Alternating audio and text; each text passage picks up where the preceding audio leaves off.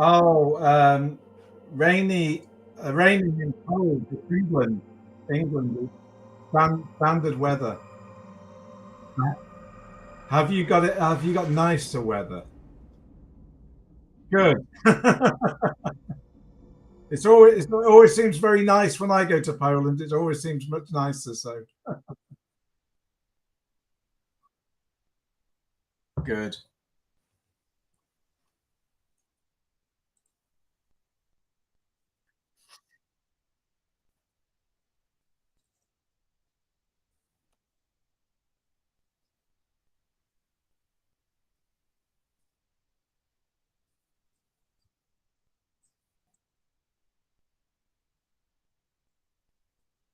Okay, Mike, ready? Yep. I guess we are online, are we? Yes. Hello. Hello, guys. It's Asha, Hello. and there's Natalia that you cannot see, but she's there. She's And our it's Tomek. technical support as always. Yes, and we are Q Workshop, and we are very, very happy to have Mike Mason today, and we will have a nice talk. Yeah, At a least I nice hope so. interview. A nice interview today, and we'll talk about many interesting things. So if you are interested of what Mike would like to say, stay with us. And but before, tell us if you can hear us and if you can see us, because I guess that's kind of important. And of course, if you have any questions to Mike, just leave the comment. And we will And yeah, we will read we will it. read them, at least the appropriate ones. All right. Um, Okay, so maybe with a little introduction. yes, we'll start with the because- introduction. Yeah, because what we can read online about Mike, We have like a we short have like a short online version of you and your life and your achievements, I guess. So, and then we will talk about, is it like true? Okay, so Mike Mason is an award winning game designer and writer, the creative director for the Call of Cthulhu tabletop role playing game. Mike also works closely with artists and cartographers to shape the look and art for Call of Cthulhu. And this was the internet. And now, Mike, if you could tell us, like, let's say you wake up in the morning, Monday morning, and what's your typical day? What do you actually do as a creative director of Call of Cthulhu? Like, what's is it like true, like this whole thing that she just read, or it's more complex? Hello. Hi. Yeah. It's pretty much true. But in real terms, what I do is I commission Call of Cthulhu books to be written by various people from around the world. I also write them myself, but my job involves I'm either most of my time is either spent writing a Cthulhu book or developing and editing a book written by somebody else. So that's really what I spend most of my time doing. But I also work on writing art briefs and commissioning artists and working with artists to populate the books with the various fantastic pieces of artwork. I also work with cartographers such as Matt Ryan, who also works at Chaosium, who does and creates and draws all these fantastic maps. And I also work with our layout team, Nick Nicario particularly, who does all the graphic kind of work and laying the books out to go forwards. That's kind of what I do a lot of the time. But I also, within the Call of Cthulhu team at Chaosium, there's Lynn Hardy and Jamie Coquelat and also Keris McDonald now as well, who also work with me helping to develop Call of Cthulhu books as well. And so part of my job is also working with those people and supporting them and helping them to also produce fantastic role-playing books. Mm-hmm. That's pretty much So, my role. so you are like a mastermind that keeps everything in order and like guards the Call of Cthulhu universe, right? Like Yes, I'm that's something how it works. I'm a little bit like Neil Athertep. I have my hand in everything, Mm-hmm. and I turn up and do different jobs Mm-hmm. and keep an eye on everything to All make right. sure it keeps moving and that we keep building quality and great kind of gaming experiences for people to enjoy. I think that there's one thing that we should say specifically, because when you're talking about books, you are talking about like books like literature, like novels, or you are talking about RPG books, or both? Because I guess Ma- that some people might yeah, not know sure, that. sure. Mainly as an RPG book writer, but I also write a little bit of fiction here and there when I have a bit of time. That's not really my Cursium job. That's more my hobby, I Mm-hmm. guess. Mm-hmm. And I've had the odd short story published by Black Library at Games Workshop a little while back, and I contributed an essay about why I love the film Jaws to a book recently that came out, and so I do a little bit of writing here and there when I get the opportunity. Right. So it's mostly RPGs. So we'll talk about Most RPG. RPGs as well. And I guess like the question we should ask first is, because there's tons of different RPGs and there's like thousands of them and different settings, different themes, different topics. What's so special about Call of Cthulhu? Like, why is it so close to your heart? I guess. Because it's the best game. Is that Okay, that was short. Thank you guys. See you next time. the real reason is even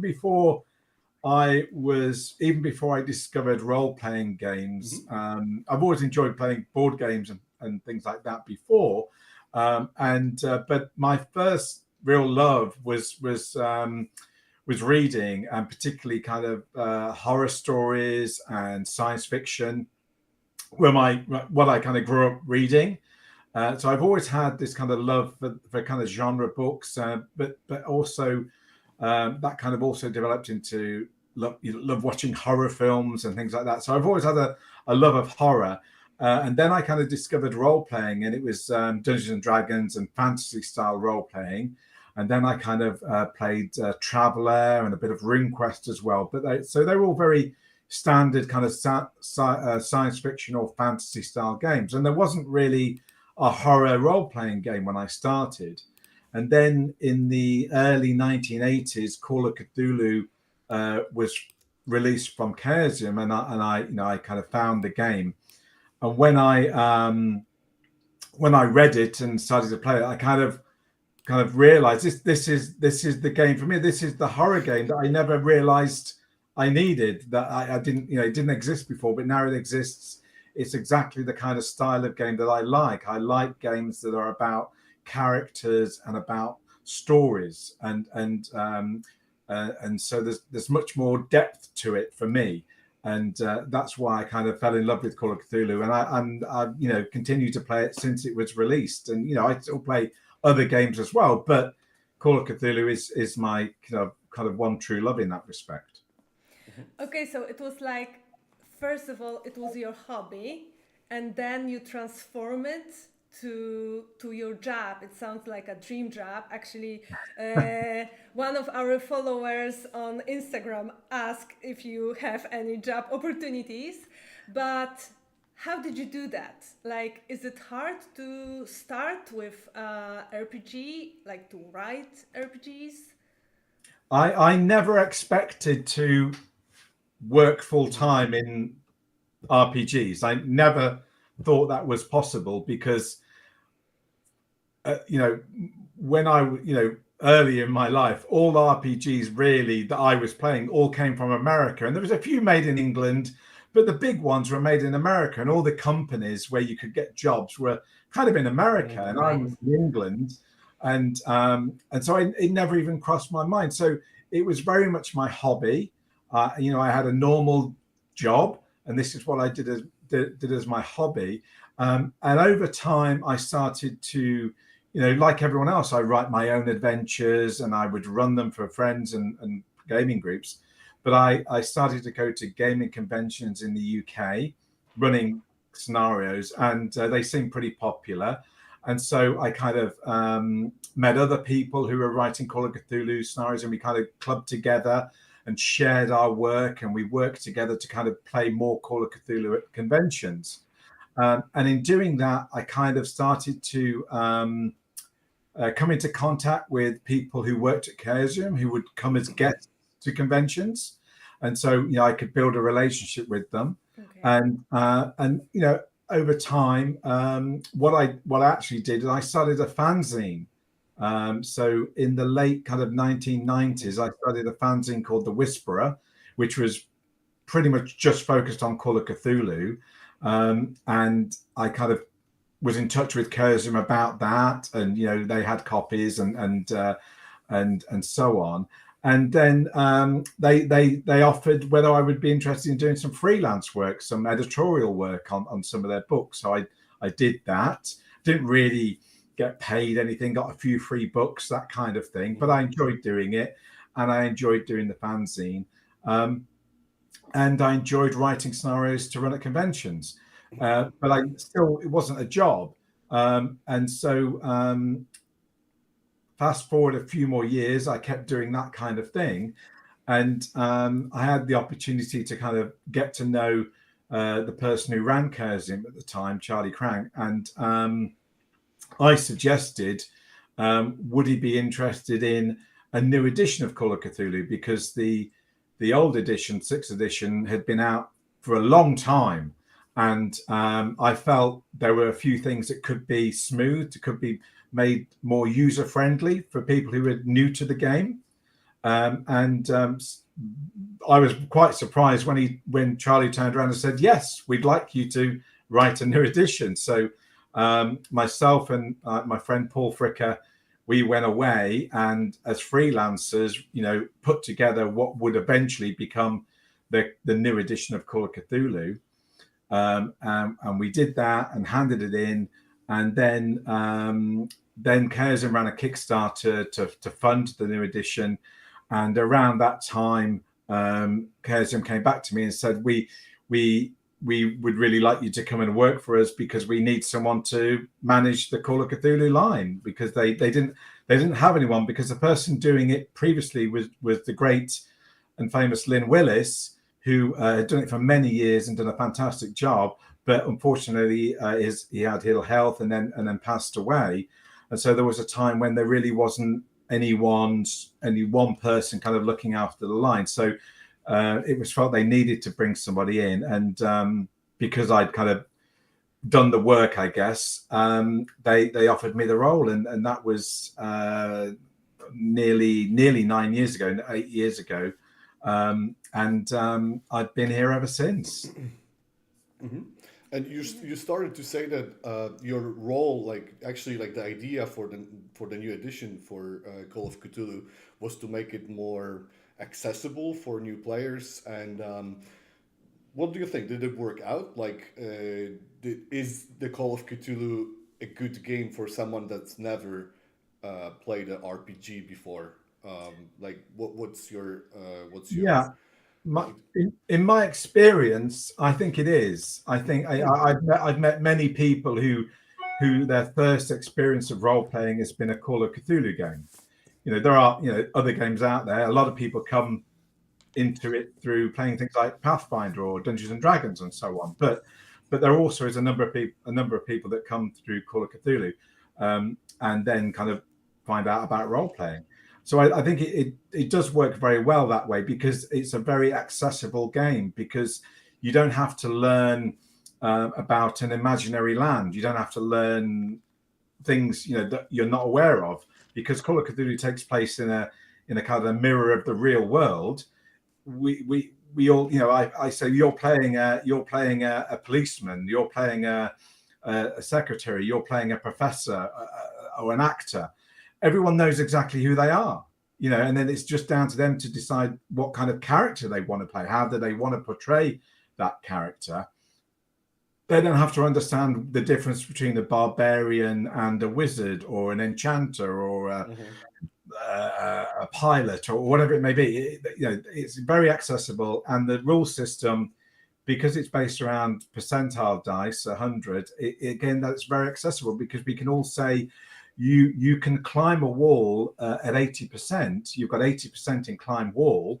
Well, we know that 80 out of 100 is pretty good, so that must mean I can climb pretty well. It's very understandable, the kind of the numbers in the game, and so again, that helps to bring new people in, because it's not a high bar to kind of just get playing, because it's once you're shown how to roll percentile dice, you can play the game. Really, there's not a lot else you need to know at that point. So I think it is very accessible, and I think it does a pretty good job of helping people who want to get into the game get into the game. Mm-hmm. And which Call of Cthulhu campaign is your favorite? Oh crikey, that's a tough question. I like a lot of them. I think it's hard to pick one. I think I'm a big I love Masks of Nyarlathotep. It's the first Call of Cthulhu campaign I played as a player in, so it's kind of, I have memories of playing that game that were really cool. So I love Masks of Nyarlathotep. I'm also a big fan of Horror on the Orient Express. I've run that many times. I just think it's so, lots of crazy, so it's a wonderful kind of vehicle for lots of crazy kind of action and wonderful things to happen. So I think that's really cool. But I like some of the newer ones. I like Two-Headed Serpent, that's kind of like really action orientated and kind of sets things up well. But those are the ones that kind of spring to mind. But as I say, it's hard to pick anyone out, because they all do something a little different. They all have their own story to tell, and it's like reading a novel or watching a film. We can like that novel in that film, but we also like these others as well. We don't all just like one thing. We like lots of things, and that's the same for me with the campaigns. Mm-hmm. Do you actually still get to play, or are you at the point where you just like it's just work and there is no playing, No fun. no fun No fun anymore? anymore. No, I do still get to play. I have a regular group that we meet online with some people I used to work with, and I'm currently running a Down Darker Trails Wild West Call of Cthulhu game for those people, and I also run games and occasionally get a chance to play in a game at conventions as well. And sometimes when we need to play test a scenario or a campaign, either I will run it or I'll play in it. I get asked somebody else to run it. So, I still get to play quite a bit. Obviously, with COVID, things kind of quieted down and we did a lot online. But it's nice now to be able to kind of get back around a gaming table in person and play face to face, which is where, you can really get a lot of depth to your game in that way as well. Mm-hmm. I have one more question related to what you're saying, because I'm always interested how, or do you, because you are, of course, you are very into the whole, into like the rules, the story, the universe you created, you are a part of it. And when you play, are you able to actually put that aside and not to think about, oh my god, the rules should be different, or this is not how it should be, or this is not in the canon of Call of Cthulhu, we should do it different way? Sure. Like, is it Sure. can you put the can you like Yeah, put it aside yeah. and forget about all those things? It all depends why I'm playing Mm-hmm. that game in that instance. If I'm play testing it, then I am thinking of rules. I am thinking whether this works or whether this needs to be adjusted, or whether the hit points of that monster are too high or too low, and all that. So I do think about it in those ways. Like, it is like playtesting is work, to do it properly. However, when I'm not playtesting and I'm just playing or just running a game, then I try to follow my own advice. I just run the game. And if I need to bend the rules, or I want to change something, or I want to do a house rule, then I will do it like any other keeper in the world would do, because what's important is the experience of the game for those people. And I want to make sure that they have a great time and I enjoy playing as well. So, the rules are there as, in any role playing, as a guide. You shouldn't need to change them too much, but they are there to be bent and twisted, and certain rules can be ignored and so on if it helps your game to tell the story that you're trying to tell. And Cthulhu works really well in that way. You can adjust the rules really easily if you wish to. Mm-hmm. Mm-hmm. So, how would you encourage a non-player to start RPGs, to start Call of Cthulhu? Okay. Well, I mean, there's a couple of kind of things you can do.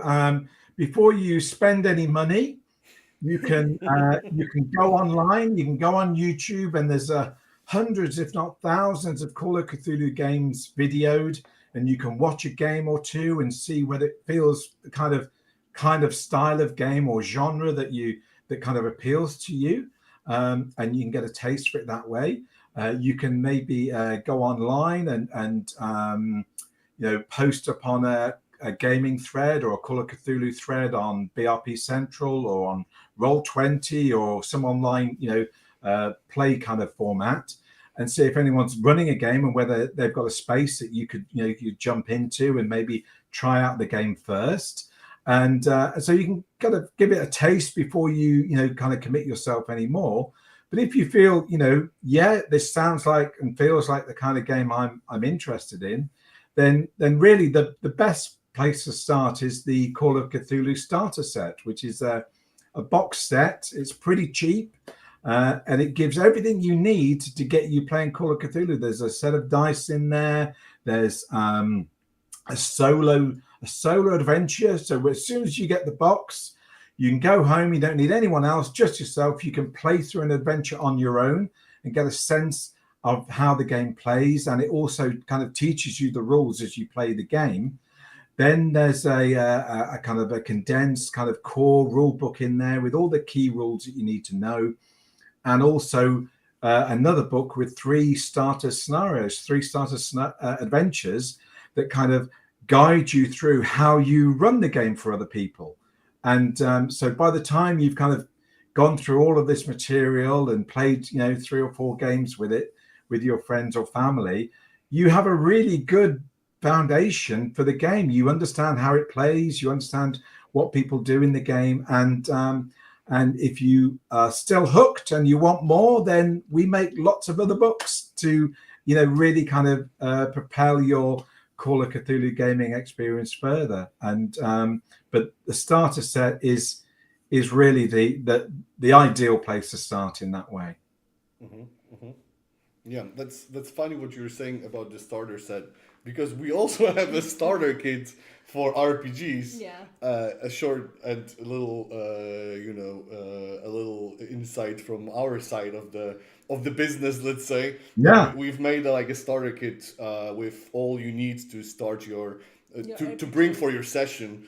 Fantastic. And so you can use it like in Call of Cthulhu or other RPGs. Yeah. And I think Well, I think you need to buy that. You need to buy the Q Workshop starter set and the Call of Cthulhu starter set and put them together, and you've got everything. Exactly. Yeah. And I think it's nice that we have that kind of opportunities, that we don't have to look through like tons of information online and everywhere. That there are some products that are just ready to pick up and then and bring it for the session. It's pretty cool. But of course, for people more advanced, we also have a lot of Call of Cthulhu dice. Yeah. We have Yes, tons. you do, and then they're really Do you know all our Call of Cthulhu dice? Have you seen all of them? I guess you. I think I have, but you're always coming out with new things, and I keep trying to keep up. But I mean, I've got. Do you want to see the dice I use all the time? My keyword dice. Yeah, sure. I don't think you can see them on the camera very well, but I'll try and hold them up. So I know they're not. It's a classic set. It's a classic set. It's not a Call of Cthulhu set, but it's cool. I've in my bag. I've got more Call of Cthulhu ones. But I use these when I'm a keeper because I'm getting old and my eyesight's bad, and these are really easy to read, and they're really nice colors. Yeah. They're kind of like a parchment paper background with this kind of crimson ink. So I think they're really cool. So I use these all the time because wherever I am with my eyes, I can see with the numbers. So So I really like, but I really like the Q Workshop metal dice sets. They're called metal dice. I mean, they're super awesome. they're really special. And the other set I like, I think, is it the I'm trying to think, is it the Hastor set, the yellow dice? Yeah. Yeah. I have it here actually. Those, yeah. I think they're really nice because again, the numbers are really easy to read, but they look really cool. That's true. Yeah, we have tons of them. We'll show you as we go further. I'll just like a browse them here, and then you'll be able to check those. Tell me, are you like a person that collects dice, that actually like to have many different sets, or is it just the one that you showed us and that's it and that's enough? And the one I showed you is the one I always kind of carry around. Mm-hmm.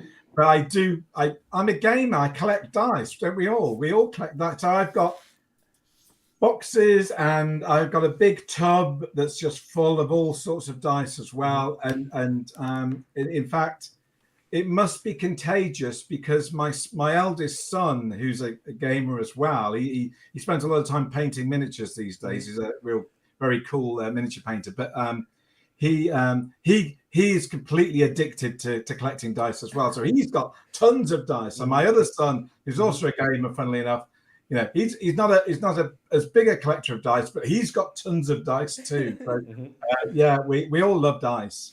do like, I guess you do, but I have to ask, do you think they matter during the session? Like that it really matters what kind of set you have, or it doesn't matter? You can say the truth. Well, I mean, sometimes like the Call of Cthulhu dice, because they are designed and have that kind of look about them, they've got the kind of tentacles on them and all that kind of, they can add to the kind of atmosphere of the game and the experience, and particularly when you're playing with newer people to the game, it really kind of makes it special. It kind of adds a little layer of special to the experience. Obviously, as you say, you could use any dice; it doesn't really matter. But I think sometimes having those kind of cool looking dice in that way can add to the experience. I think so as well. Yeah, if you got ones with where the 10s are elder signs, or you roll 2 elder signs, it's kind of We have one for your favorite. Oh yes, I like that set as well. The red super awesome. The red on bone is really nice. I agree. Actually, I think that having a proper dice set and matching dice sets can really add up to the experience, basically. But like, if we are talking about this experience, what is, like, a general question? What is the foundation of a good RPG experience, a good session for you? Is it like the atmosphere, or what do you think? Is it like the rules or the game itself? It's the game. It's the experience.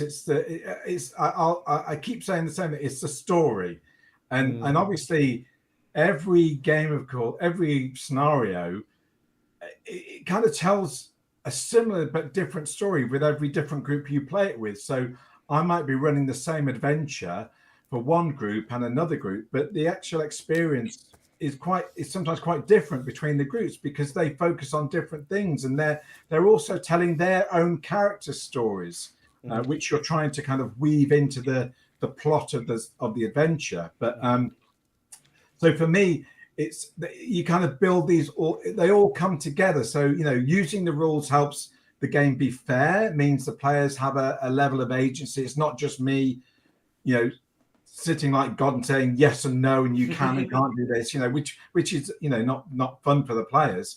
They get control by rolling dice. They have control of their situations in a sense. So I think that plays a factor, but ultimately it's the experience. It's a story. It's what people bring to it. The players, what they contribute and what the keeper contributes, all kind of melds together to tell this shared experience. And the best memories we have of role-playing games aren't when we win. It's when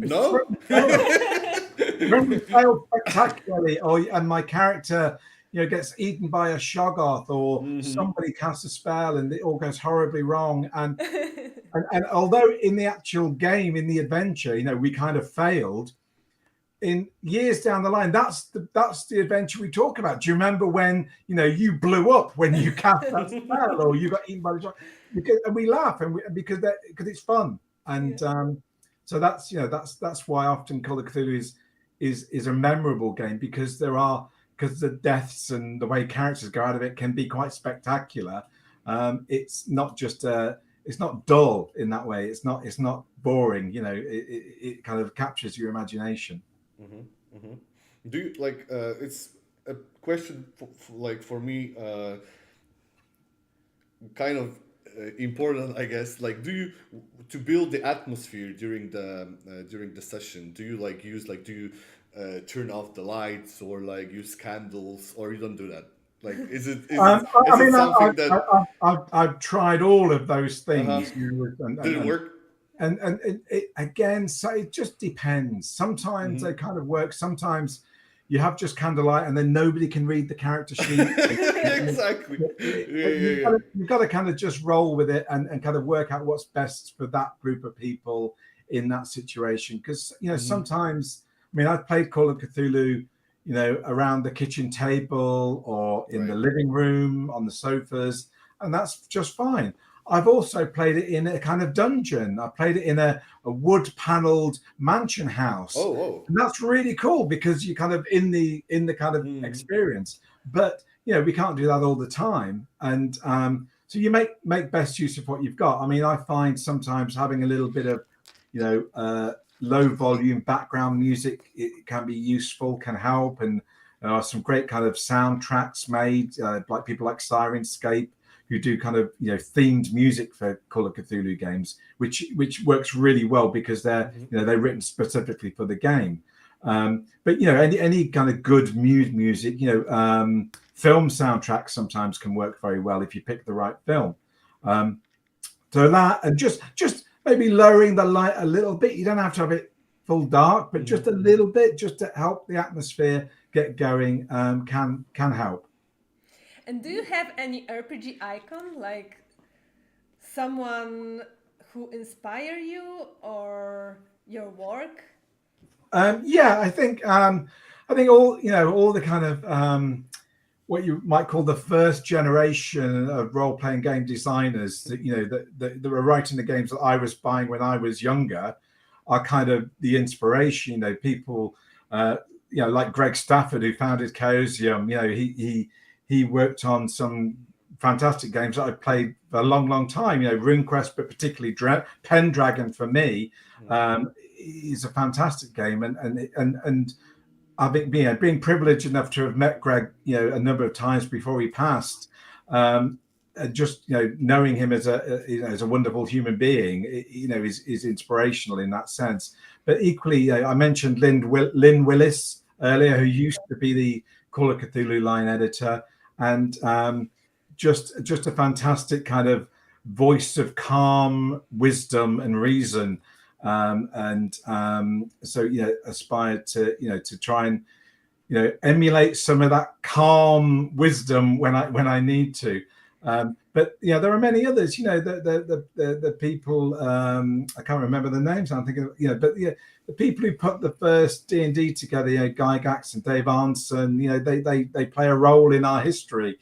Mark Miller and Traveller. These are all names that are foundational to what we do now as our hobby.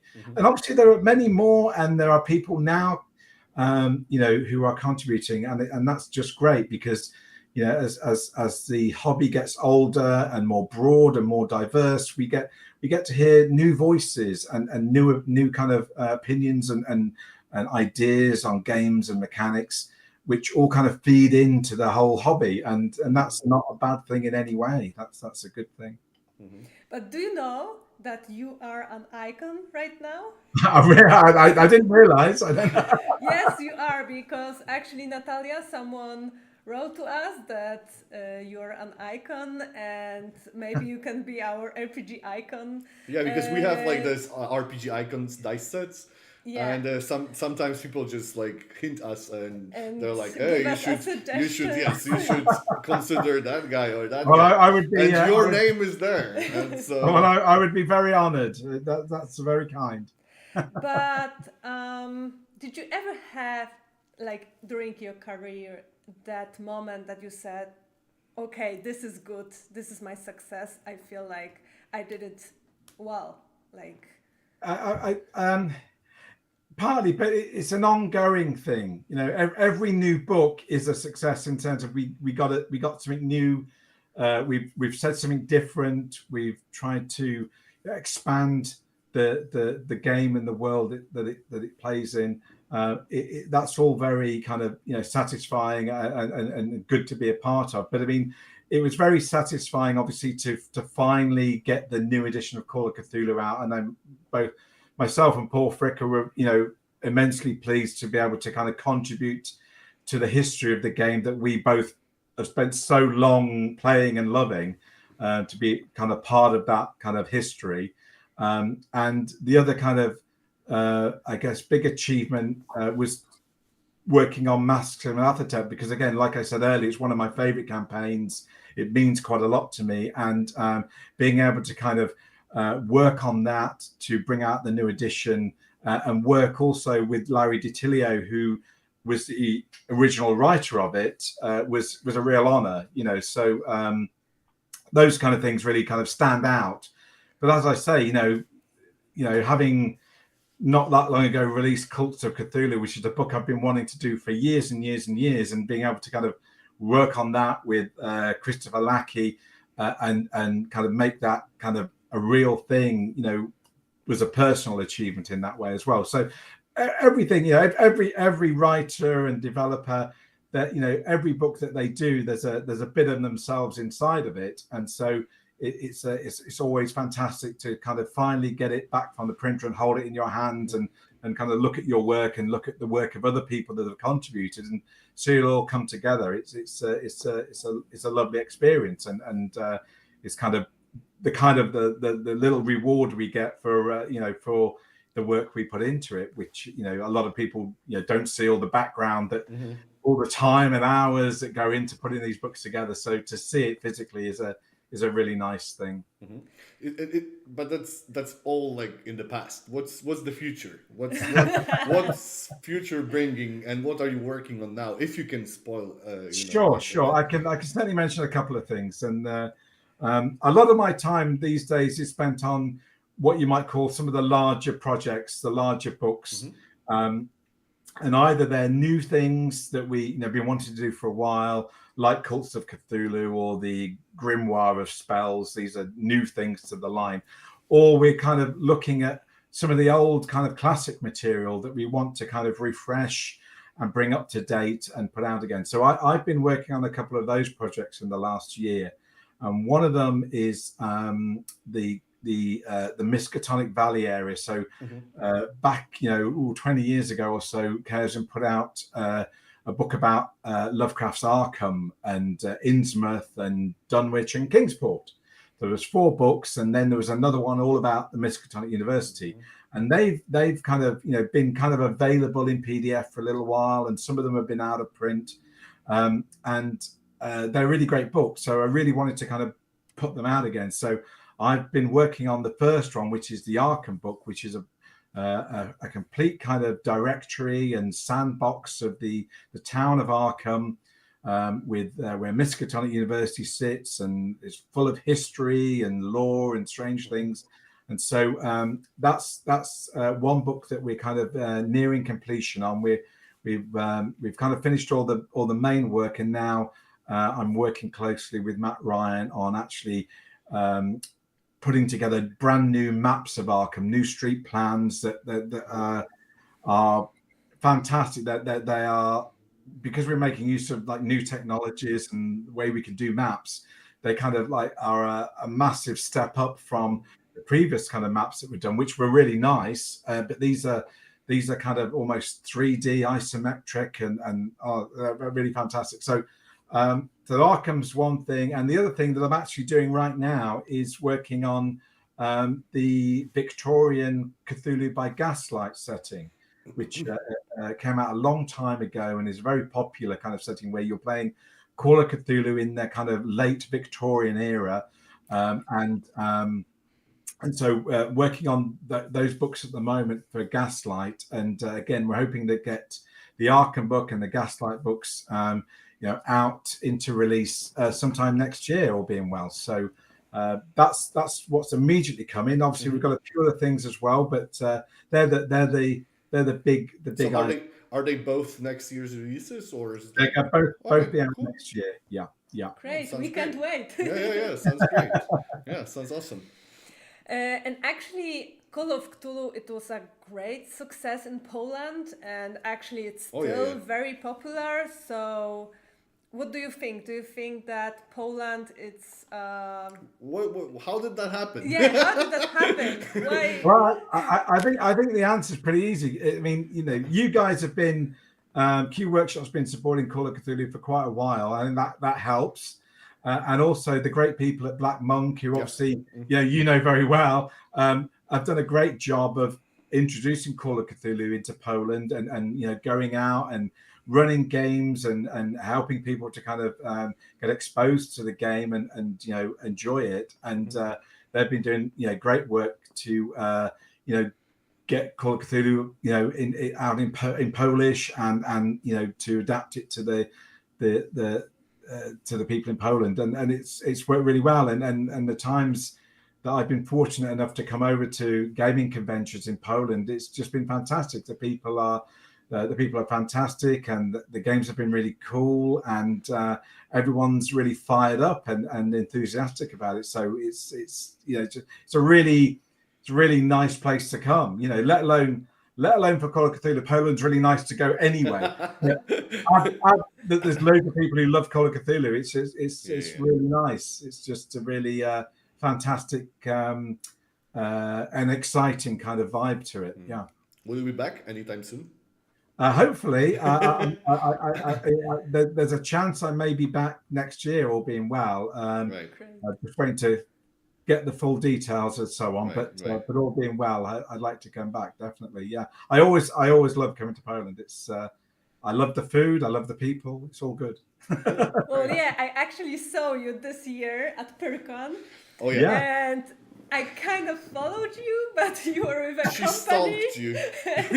I was, oh no, I'm not gonna disturb you, but trust me, guys, I really I was really excited about our meeting today because I really was dreaming about this interview. This interview was planned for a long time, even if you didn't know that. Yeah, that's true. Actually, so. I had a great time at PyrCon. I did a lot of seminar talks, and I really enjoyed them because the questions from the people at PyrCon were really good questions. They kind of made me think, and they came up with lots of really good ideas. I really enjoyed a seminar I ran on kind of designing a scenario with everyone in the audience. And it was very funny, and it was a lot of fun. So I really enjoyed my time at PyrCon. So cool. Yeah, I think this convention. Yeah, it was Poland, great. It was awesome, and I can't wait for the next one, especially after the COVID time and everything. Yeah, we went through. That was nice, come back to normal times. But you're like traveling around the world and visit a lot of conventions. Yes, but PyrCon is PyrCon. It's special. Yeah, right? It's special for us. I have we are probably going closing to the final of our today's interview, but I have one question that I would like to wrap up the whole Call of Cthulhu theme. And I asked this question a lot around actually, and I asked it to Mark Morrison, for example. And I'm very curious. What do you think? What do you think about the presence of Call of Cthulhu universe in pop culture? And what do you think when you see the plushies of Cthulhu? Or is it something unacceptable, or you just you let it go? You let it go. And I think it's all good. At the end of the day, I grew up when nobody knew what Cthulhu was. That nobody knew. I mean, it was really hard trying to find Cthulhu mythos fiction when I started playing the game. You had to kind of search secondhand bookshops to even just find some stories.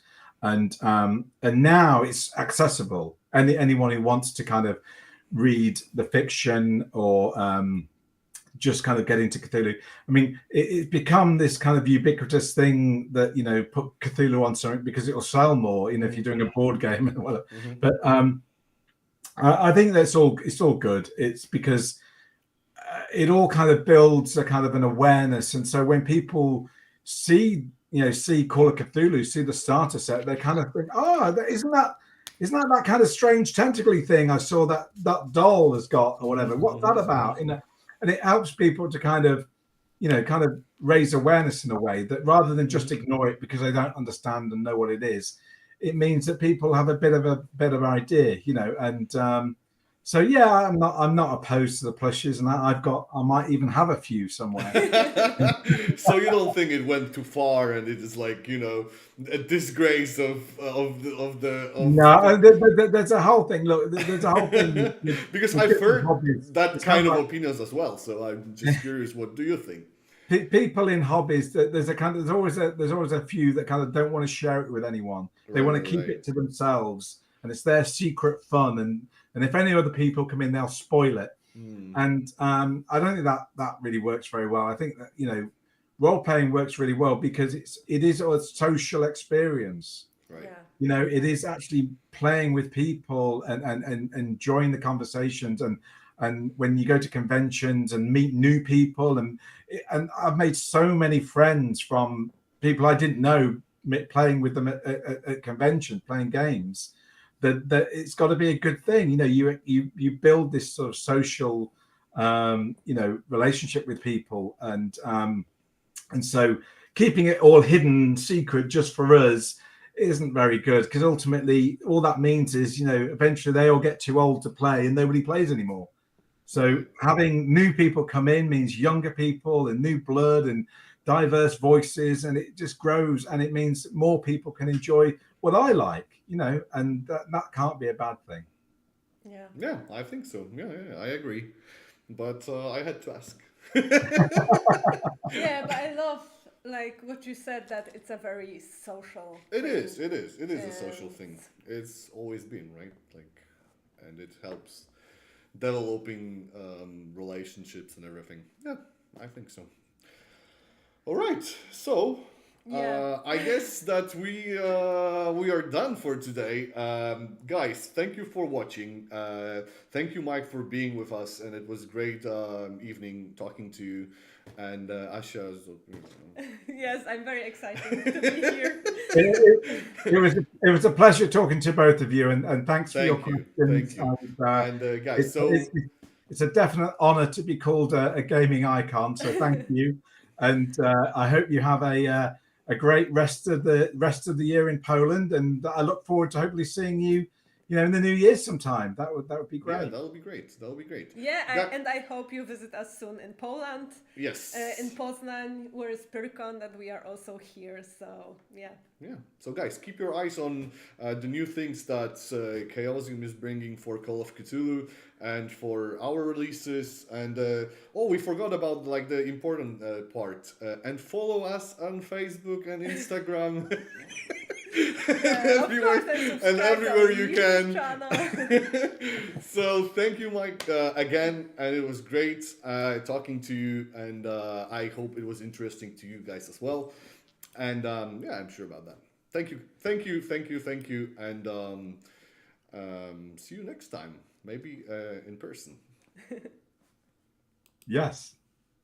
Thank you. Thank Bye-bye. you. Goodbye.